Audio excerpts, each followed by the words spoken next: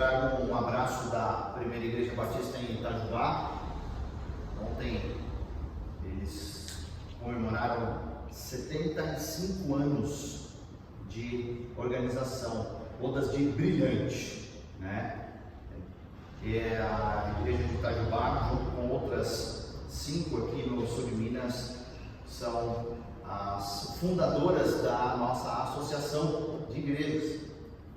Ouro Fino, Senador Zé Bento, Varginha, São Lourenço, essas igrejas aí, uma caminhando para o centenário, outra já passou. Ouro Fino é de 1920, gente. Vocês sabiam disso? A primeira igreja batista em Ouro Fino foi organizada em 1920, uma das igrejas mais antigas do nosso estado. Então, pastor Alexander, aí toda a igreja trazem um abraço para vocês. Redefinir, realinhar e recomeçar. Nós estamos nessa terceira e última parte, na parte prática, onde de fato a gente é confrontado com tantas coisas que, por meio da palavra de Deus, precisamos recomeçar. E o tema de hoje é a paz, a palavra e o nome de Cristo. Nesse trecho específico, nós estamos vendo uma grande exortação, um puxão de orelha. Não sei se é do seu tempo, né? Quando alguém pegava e falava assim: menino, vem cá, precisa fazer isso melhor. Mas o apóstolo Paulo estava querendo levar aquela igreja a, de fato, viver de uma maneira digna da sua santidade. Santidade conquistada na cruz, santidade conquistada por Jesus. Chamar eles para recomeçar uma vida de santidade que talvez foi explicada, foi entendida, mas foi perdida, se perdeu pelo meio do caminho. A figura que o apóstolo Paulo usa, inspirado pelo Espírito Santo, é a figura de você se despir, você tirar as coisas da carne, da velha vida, e você se revestir das coisas novas, do novo homem. Tudo aquilo que era da minha antiga vida, que ficou para trás, que foi lançado no mar do esquecimento de Deus, não tem que voltar. Mas parece que se tem uma coisa que a gente gosta, e está chegando um frio, é de roupa velha, não é verdade? É aconchegante, é gostosa, é difícil se desfazer. Tem gente que tem ali, está furado, tem 5 remenda, mas continua usando roupa velha. Mas com o pecado não funciona assim. A gente tem que de fato se desfazer de uma vez por todas. Não dá para doar para bazar, não dá para fazer nada disso. Tem que jogar fora. Porque as roupas novas, a nova veste, a nova roupagem que Deus nos dá, ela é completamente distinta, diferente daquela que nós vestíamos antes. Peço então que você abra capítulo 3 de Colossenses. Nós vamos ler do versículo 15 até o versículo 17. Colossenses 3, do versículo 15 ao 17.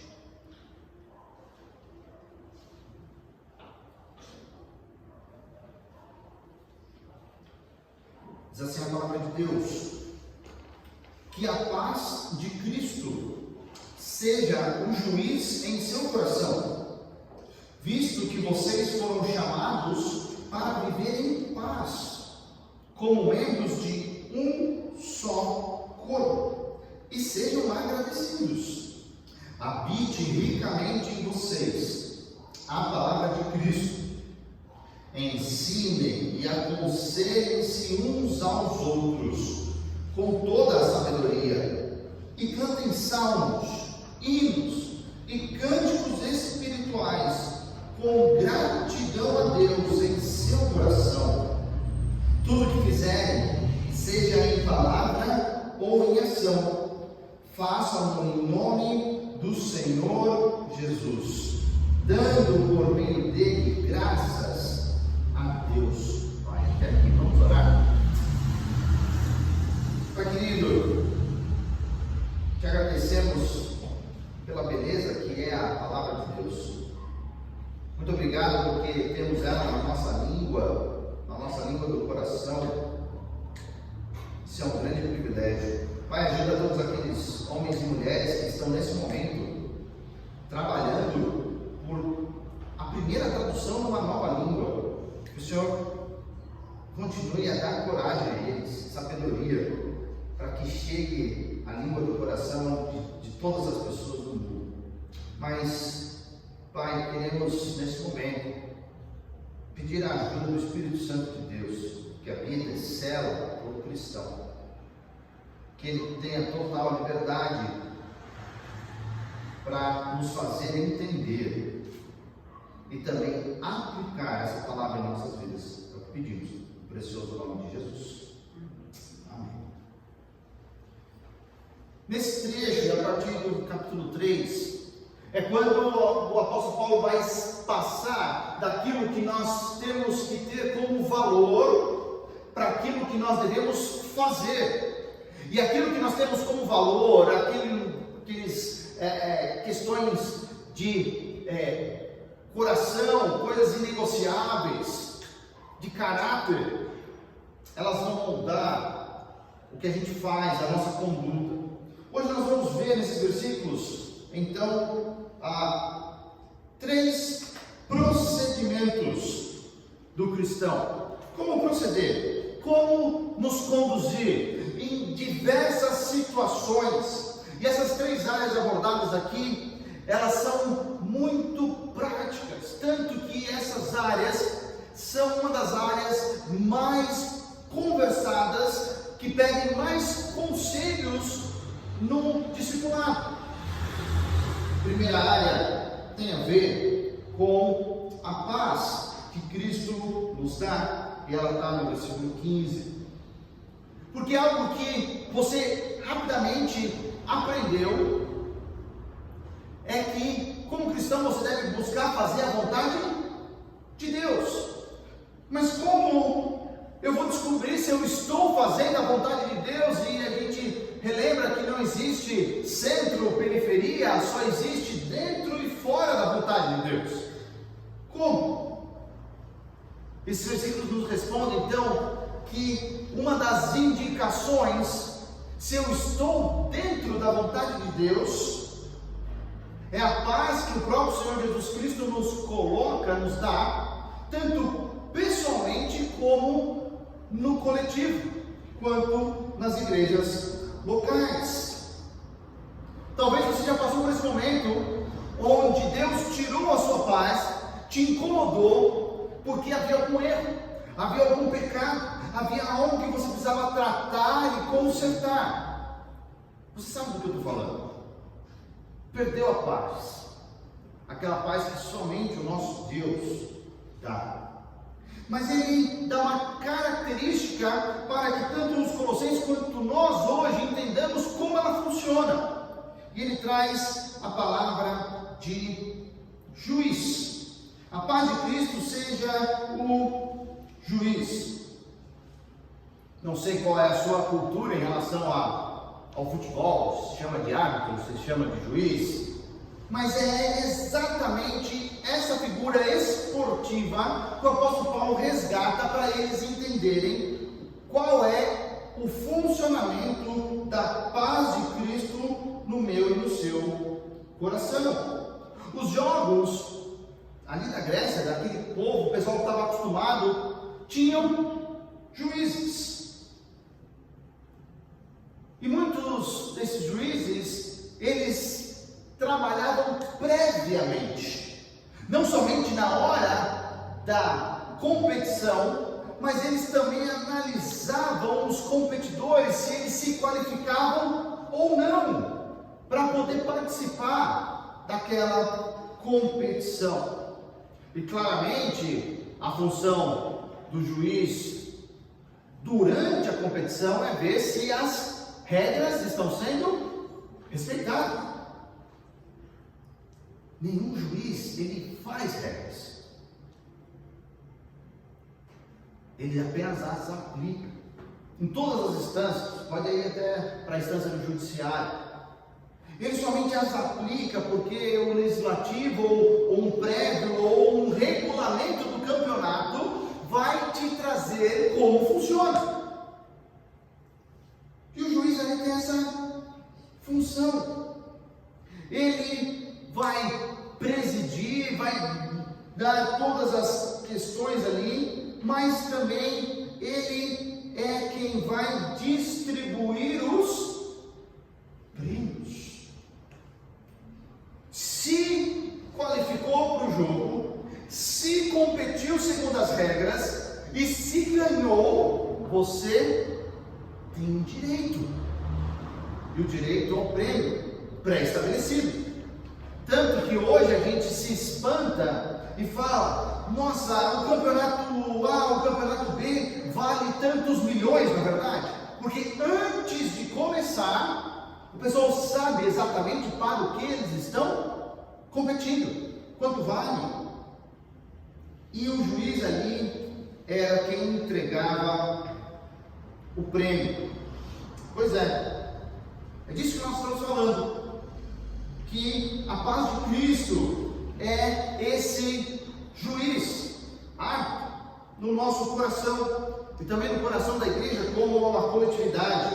Então quem faz a vontade de Deus, quem está dentro da vontade de Deus, ele está em paz, ele recebe a paz que vem somente de Jesus Cristo. Essa é uma grande diferença, porque quando a gente sai, quando a gente pisa para fora da vontade de Deus, a nossa paz tem que ir embora. A gente não tem que ficar tranquilo, sossegado, tem que alertar. Eu gosto de usar muito o farol, não é verdade? Paz de Cristo começa a ficar amarelo e às vezes pode dar um vermelho. Meu querido, minha querida, você errou. Está na hora de você consertar como cristão. Vai lá, procura a pessoa, fala com ela e conserta. E aí, consertando, fazendo aquilo que Deus pede, o que acontece com a paz? Ela volta a preencher, a reinar no meio do seu coração, porque ela vem do próprio Senhor Jesus. Mas, como não tudo são flores, uma coisa que nós devemos ter muito cuidado é com uma falsa sensação de paz. Acha que está tudo bem, mas na verdade não está. Isso é possível? É muito possível. Se você se lembra da história de Jonas, ele foi chamado para ir para pregar, ele era profeta. Ele falou: eu não vou. Paga do bolso dele uma passagem para um lugar milhares de quilômetros longe, vai para o barco e dorme. E aí começa a maior tempestade, onde todos ali no barco começam a ficar preocupados: o que está acontecendo? Quem errou? Quem é o culpado? E no meio do problema, no olho do furacão, Jonas dorme. Ele estava tranquilo na sua consciência, porque ele estava dizendo para ele mesmo: eu estou em paz com essa situação.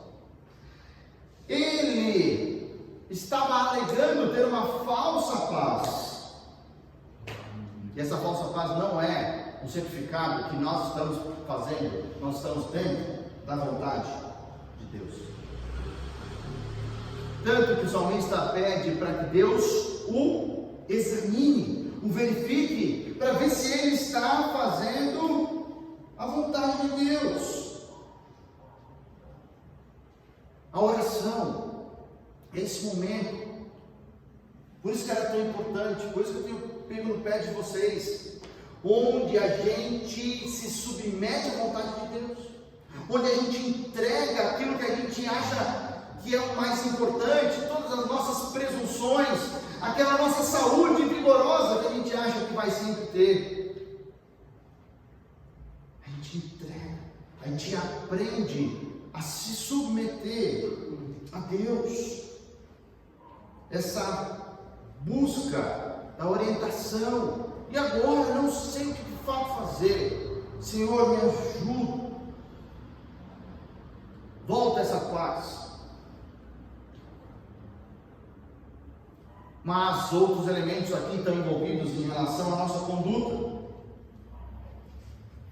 Porque quando eu e você fomos chamados a esse corpo chamado igreja, também fomos chamados a participar, a sermos partes uns dos outros. E o versículo continua e fala o seguinte: visto que vocês foram chamados para viver em paz como membros de um só corpo. Imagina só, gente, a boca entrar em guerra com o dedo. Às vezes acontece umas mordidas por aí. O pé fazer greve e não ir para o banheiro. Você sabe o que acontece. A bexiga funciona, o pé não. Isso acontece muitas vezes porque tem guerra, não tem paz dentro do corpo de Cristo. Como voltar? Como consertar? Como nós devemos estar próximos de Deus novamente? Essa harmonia. Temos que confessar o nosso pecado. Primeiro, individualmente. Segundo, aceitar o perdão. E o perdão é algo muito estranho para algumas pessoas. Fala assim: eu não me sinto perdoado. A gente tem que mostrar na Bíblia que pecado confessado é pecado perdoado. Oh, meu querido, minha querida, você não precisa se sentir, você foi, porque a palavra de Deus é verdade. Então temos que aceitar, já aconteceu. E terceiro, temos que fazer a vontade de Deus, para a paz que excede todo entendimento voltar ao nosso coração. Há um caminho de volta. Há como a gente voltar e tudo aquilo que nós declaramos e sabemos se moldarem aquilo que nós devemos ser. Só que o versículo continua. Que às vezes a gente acha que está fora do contexto, que não deveria. É uma frase totalmente solta aqui. O finalzinho do versículo 15. Muito bem, falou sobre a paz, como ela funciona individualmente na igreja, mas ser agradecido, o que isso tem a ver com a paz? Por que eu tenho que ser agradecido? O que a paz tem a ver com alguém que reconhece que outra pessoa, o próprio Deus, fez algo de bom por mim? Sabe por quê? Um coração que tem a paz de Cristo, ele vai agradecer. Você se lembra daquele provérbio que fala que o rosto bonito muitas vezes é a expressão de um coração entregue ao Senhor? Viver em paz com Deus, fazer a vontade de Deus, vai trazer agradecimento à minha boca. Um coração ajustado com Deus, vivendo dentro da vontade de Deus, vai trazer alegria. A gente já falou isso, que a alegria é um subproduto, não é algo que nós devemos buscar. Por isso que eu e você temos que ser agradecidos. Sabe o que é muito difícil? Alguém que está fora da vontade de Deus agradecendo os outros. Sabe aquela pessoa parece que chupou um limão azedo? Não agradece, não dá bom dia por quê? Sempre com aquela cara amarrada, não dá sorriso. Isso é fruto de um coração que não está em paz. E talvez a melhor coisa que nós temos para fazer naquele momento, para não levar outra patada, é orar pela pessoa. Mas talvez eu e você já fomos assim um dia, você sabe.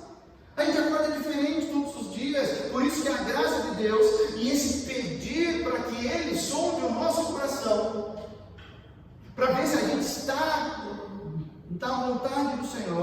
é o que vai nos dar paz e alegria, essa vontade de louvar, de agradecer o Senhor.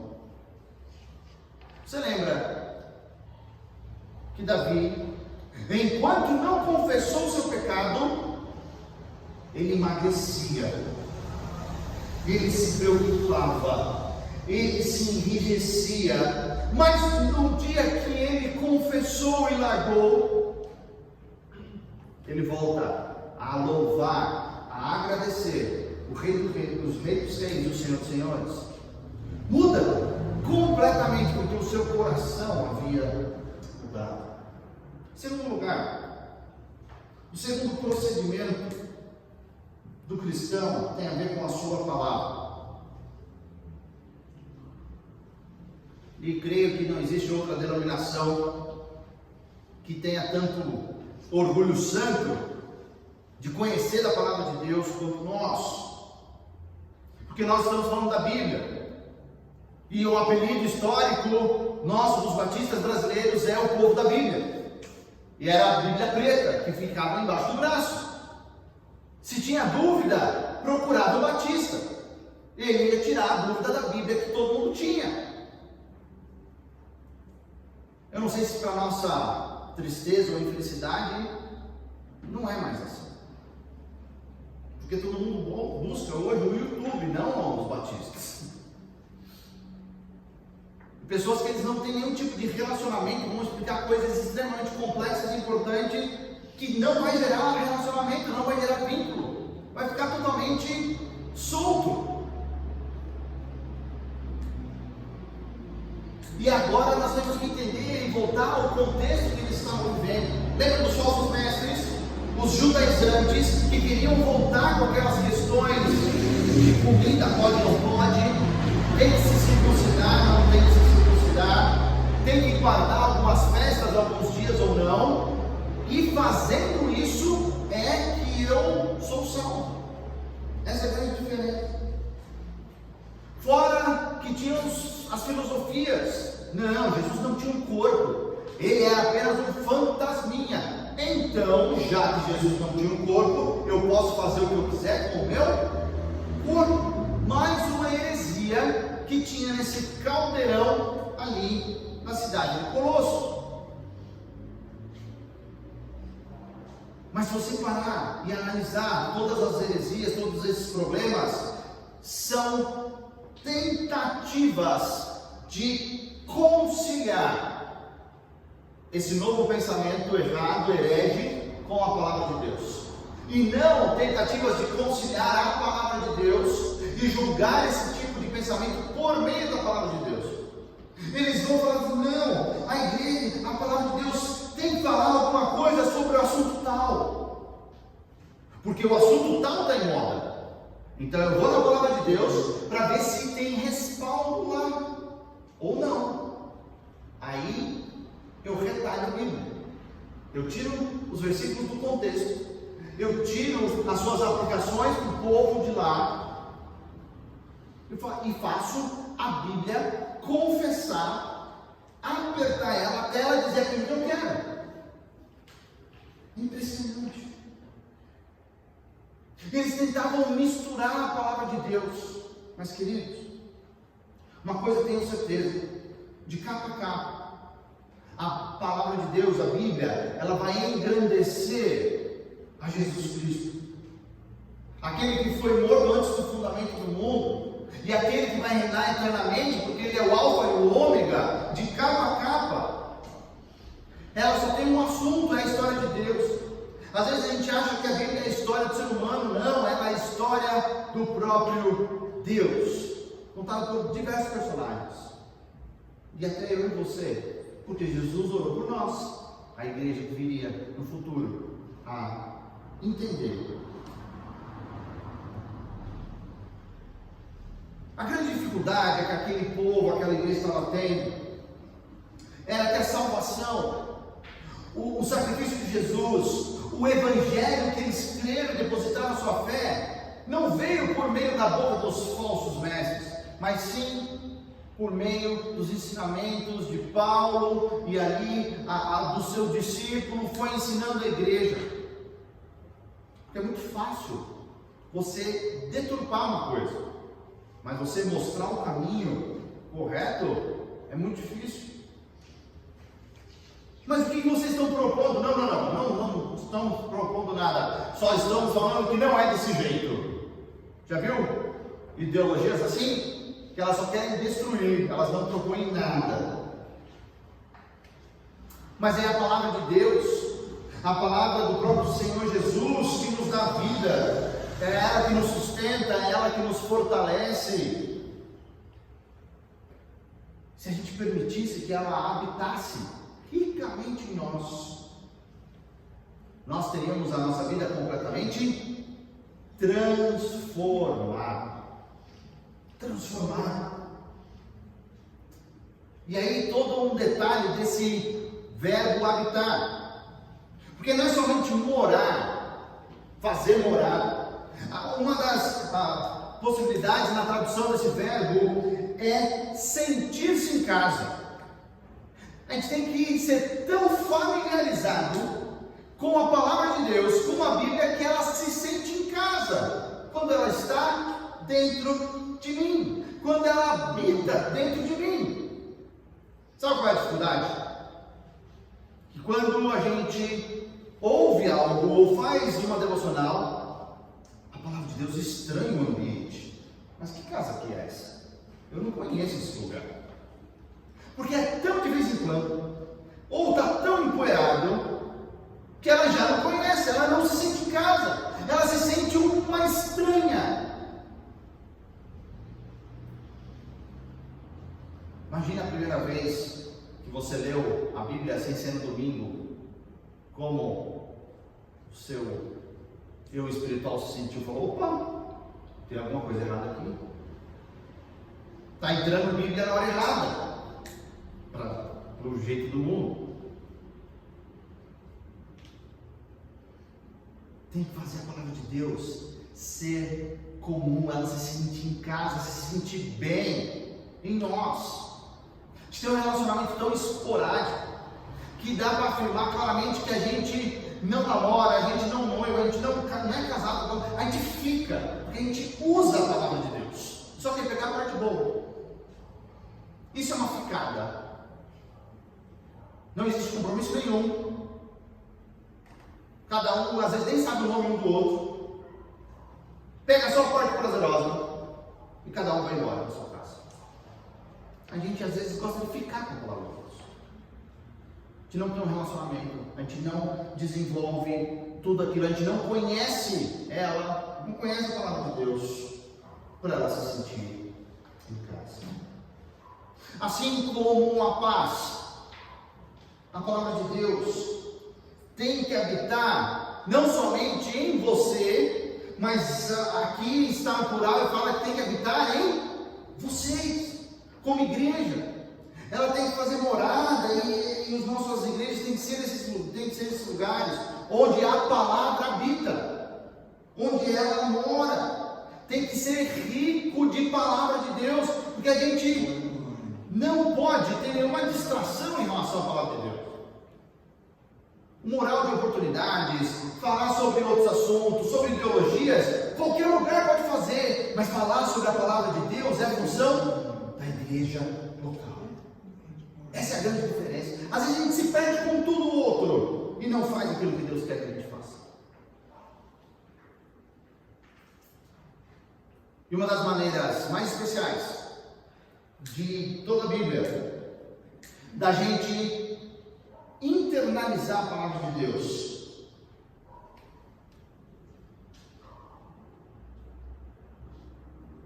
ler, estudar e memorizar. Quantos versículos você sabe de memória, de cabeça? Ou como diz a expressão na língua americana, de coração? Quantos versículos, quantas porções? E aí você pode ouvir dezenas e dezenas, até centenas de relatos de pessoas que viveram atrás da cortina de ferro da antiga União Soviética, e eles foram capazes de reescrever livros inteiros da palavra de Deus, porque as pessoas tinham decorado trechos inteiros da palavra de Deus. Opa, não é mais versículo, nós estamos falando de capítulos, e tem pessoas que decoram livros inteiros da palavra de Deus. Não é perda de tempo. Se existe algo que vale a pena, é isso. Para de ver novela, para de ver qualquer outra coisa, desliga o Netflix, vai decorar pelo menos o versículo. Vale muito a pena. Isso é verdadeiro, isso é vida, isso é algo que vai fazer transformação para a sua vida por todos os dias que Deus te der aqui na terra. Ler, estudar e memorizar. E um dos jeitos, talvez mais profundos, mais marcantes da gente memorizar, é o que a gente acabou de fazer aqui. É o que a gente faz todo domingo, que é cantar a palavra de Deus. Porque se eu começar a cantar algumas músicas que não falam sobre a palavra de Deus, talvez você vai me dizer a letra completa. Músicas que você ouviu poucas vezes, ou músicas que você cansou. Antigamente furava, né? Saía o tocador, cuspia a fitinha, né? O pessoal novo nem sabe o que é isso. Você tinha que ir lá com um lápis, com a coisa, chegar no ponto lá para gravar a música de novo. Mas a música, ela tem essa particularidade de gravar no nosso coração, de juntar a nossa emoção do momento com aquela música. Talvez você tenha uma música especial que você, quando toca, você revive um momento. Você volta no tempo, sabe exatamente onde você estava, com quem você estava, vestindo o que, comendo o que. Não é verdade? Esse é o poder que a música tem. Só que a gente usa esse poder muitas vezes de maneira errada. Porque se Deus nos deu, tem livros inteiros da palavra de Deus, onde é cantado a beleza do nosso Criador, que é cantado como nós somos dependentes dele, nos encorajando a, no nosso tempo, continuar a fazer o mesmo. Queridos, eu e você não fomos chamados a fazer coisas novas. O melhor de Deus não está por vir. Nós somos chamados a fazer sempre as mesmas coisas. Sempre as mesmas coisas. E com excelência. Essa é a diferença. Essa é a diferença. Cantar a palavra de Deus. Cada letra, cada música tem que ser baseada na palavra de Deus. Eu acho, eu senti isso aqui, meu amigo, senti, não é para a igreja, não deveria fazer parte do meu repertório pessoal. Isso não deveria fazer, porque a gente sabe muita música que não vale a pena. Isso grava. E para deletar isso não é simplesmente com um clique.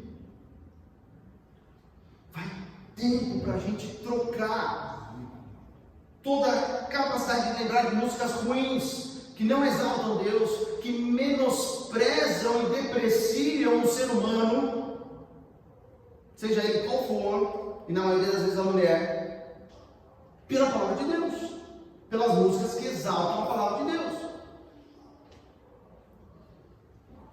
É uma carência muito grande nas nossas igrejas ter músicas que falam sobre a palavra de Deus.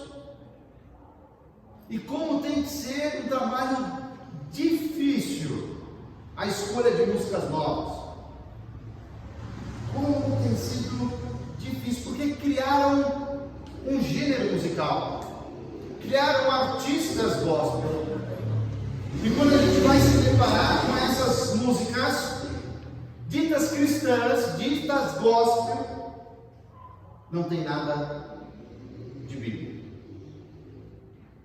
Não vem de um coração entregue ao Senhor, não passaram pelo conhecimento da doutrina da palavra de Deus, Como que uma pessoa dessa vai cantar uma música? Ou muito mais, vai compor uma música sobre Deus? Não tem como. Está caçando passarinho em alto mar. Não tem como. É impressionante como essas músicas fogem da verdade mesmo. Se a gente não colocar um filtro muito bom, as músicas ruins cristãs acabam nos pegando e a gente vem e pede, canta aquela música lá. Muito. Porque se tem um perigo grande, é quando nós separamos a adoração, o louvor, a parte musical da palavra de Deus.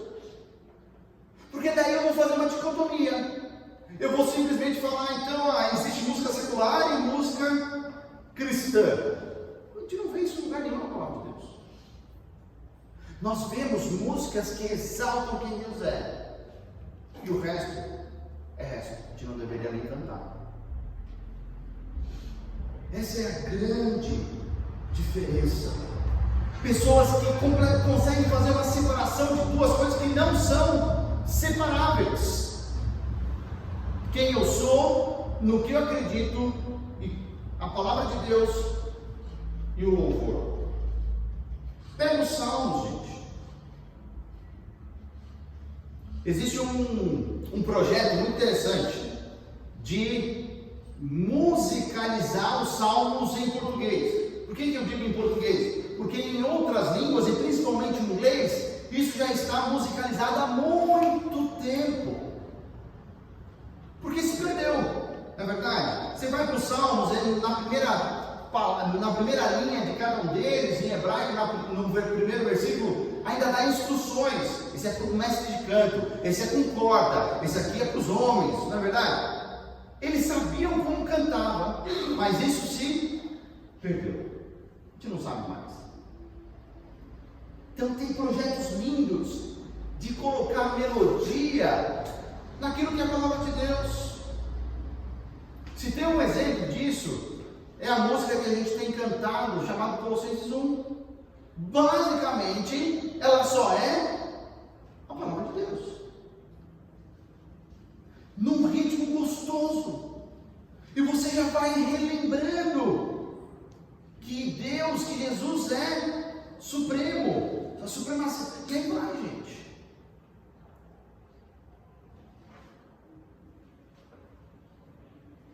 Impressionante.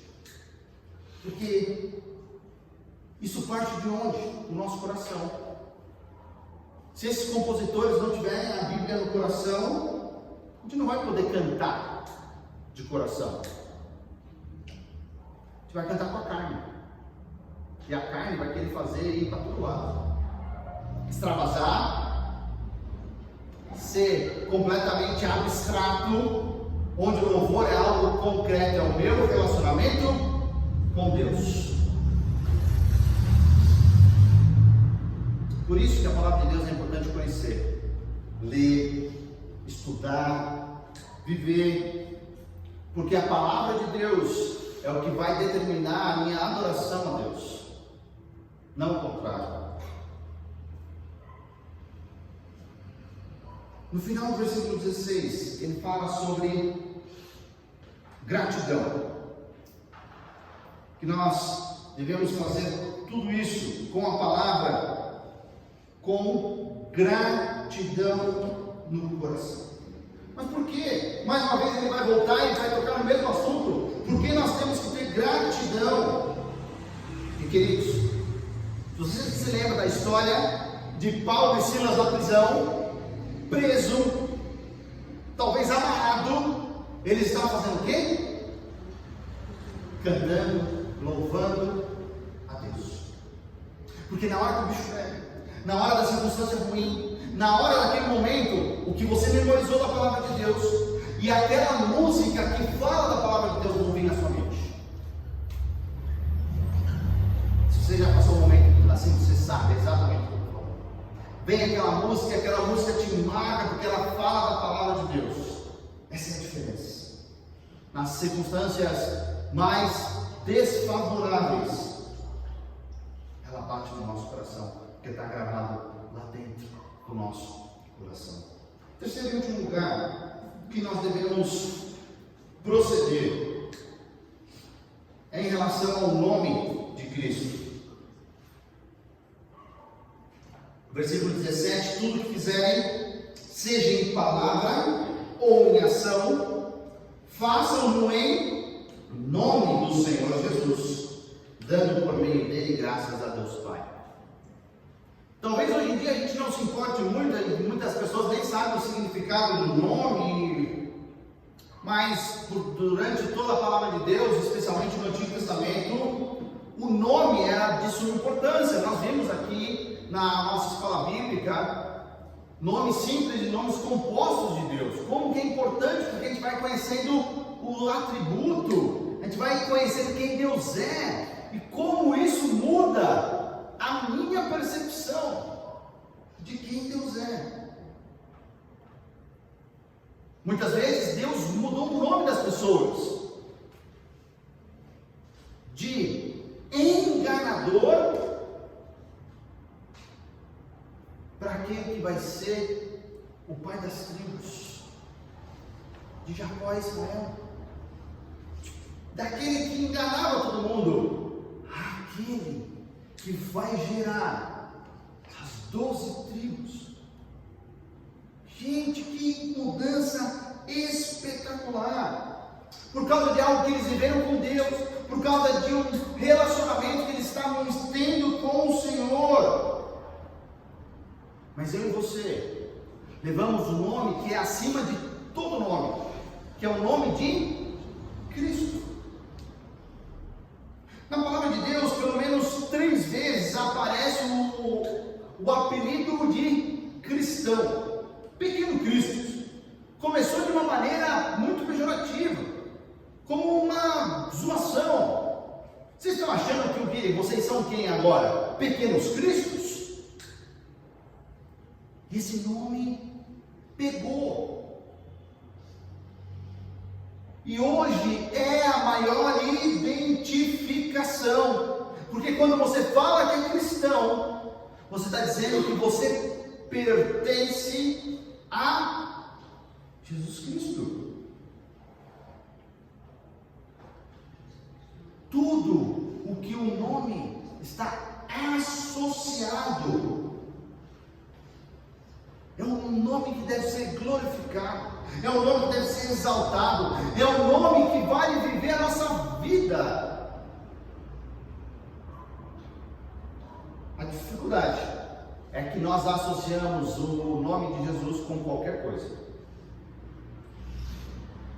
com o nosso testemunho.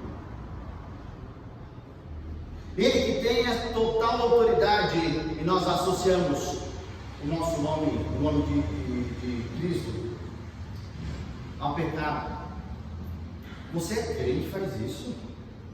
Você é cristão. A gente esquece que levar o nome de cristão é um dos nossos maiores privilégios. O povo, pela primeira vez, falou assim: está me chamando de cristão? Será que ele está vendo, refletindo nas minhas atitudes, Jesus Cristo? É isso que você está me dizendo? É sim, vocês estão agindo igual Jesus, fazendo dessa maneira. Eles devem ter colocado um sorriso de orelha a orelha. É isso que a gente queria, ser chamado de pequeno Cristo. Obrigado. Ninguém entendeu nada. Mas quantas pessoas podem olhar para a sua vida e falar: está ali um pequeno Cristo, está ali um cristão. Você sabe que quando te perguntam o que você é, qual é a sua religião, você fala: eu sou crente, eu sou protestante, eu sou batista. Até aí tudo bem, mas quando você fala que é cristão, tudo muda. Tudo.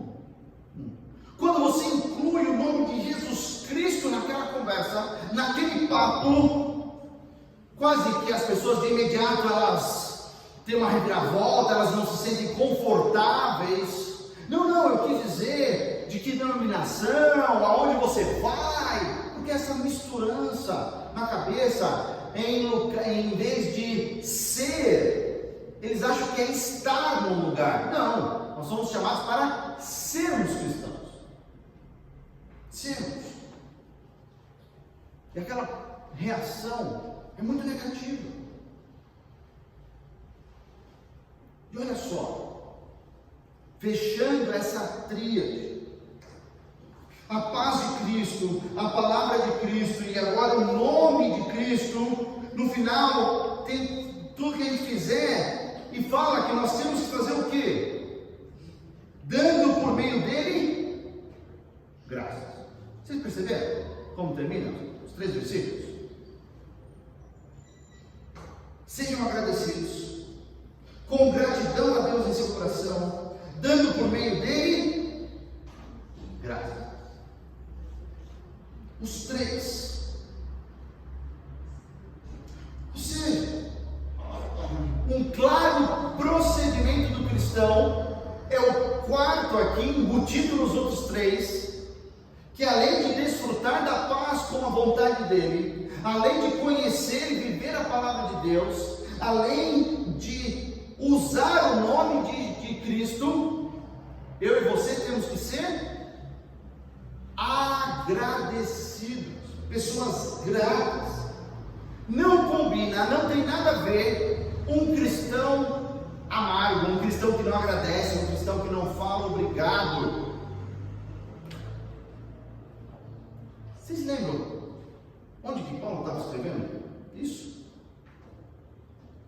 Numa prisão, talvez sem nenhum tipo de raio de sol, por meses, por anos, preso, privado de liberdade, e ele bota uma grande ênfase na prática, na conduta do cristão. O cristão vai ser reconhecido pelo seu agradecimento a Deus, pela sua gratidão. Pois é. Mais uma vez, o apóstolo tem que lembrar que a gente não está precisando de nada, que nós já temos todos os recursos para a nossa santidade. Porque quando experimentamos a graça de Cristo, fomos enriquecidos pela palavra, fomos enobrecidos pelo nome que nós levamos. E gente, se alguém te perguntar o que você é, tem que falar é cristão mesmo, para chacoalhar com os alicerces da pessoa. Não é crente, não é protestante, eu sou cristão. E vivo uma vida de acordo. Porque nós queremos honrar, glorificar, nós queremos sempre enobrecer o nome de Jesus Cristo. Com as perguntas para a gente levar. Será que eu tenho experimentado essa paz de Cristo no meu coração? Como juiz? Como árbitro? Não perdi, não sei, nunca senti isso. Tem algum pecado não confessado? Você já aceitou o perdão de Deus? Voltou a fazer a vontade dele, estar dentro da vontade dele? Aí sim a paz vai voltar. Teu coração vai ficar tranquilo. Não se engane. Não invente desculpas tão complexas e boas a ponto de você mesmo acreditar da falsa paz.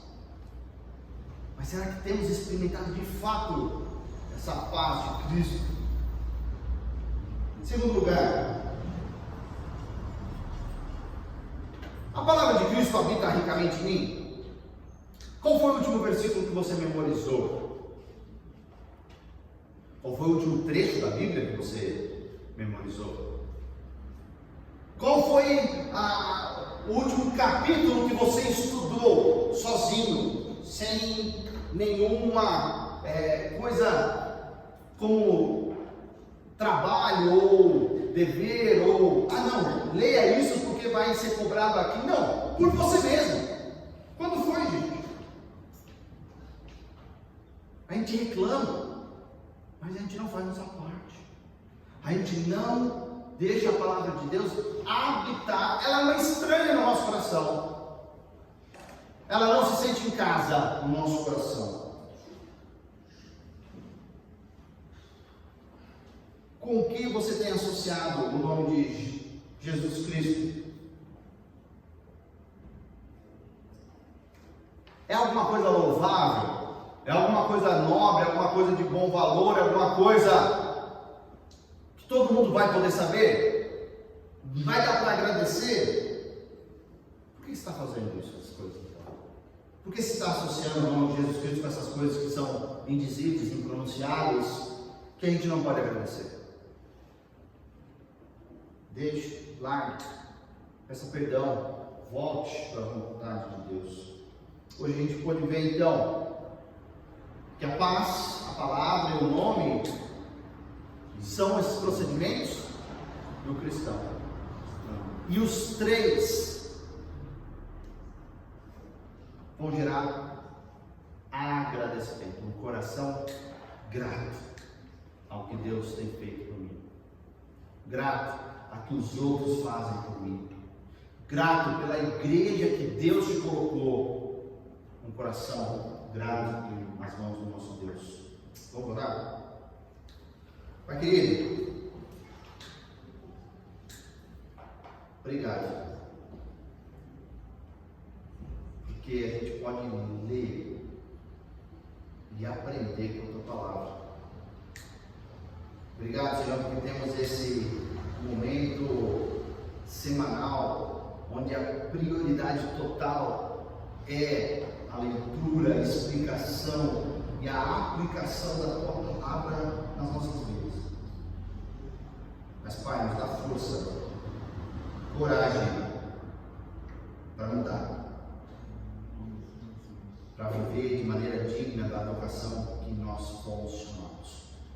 Pai, ajuda cada um dos meus irmãos a colocar em prática isso que nós vimos. Se é algo que precisa ser pedido perdão, Pai, que eles façam isso.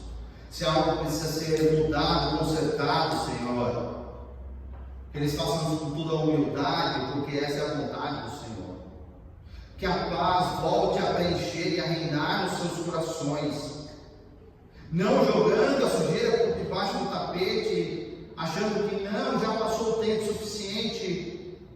Não consertar as coisas não é um conserto. Pai, ajude a cada um de nós. Vivemos debaixo da sua boa mão. É o que nós pedimos no nome de Jesus. Amém.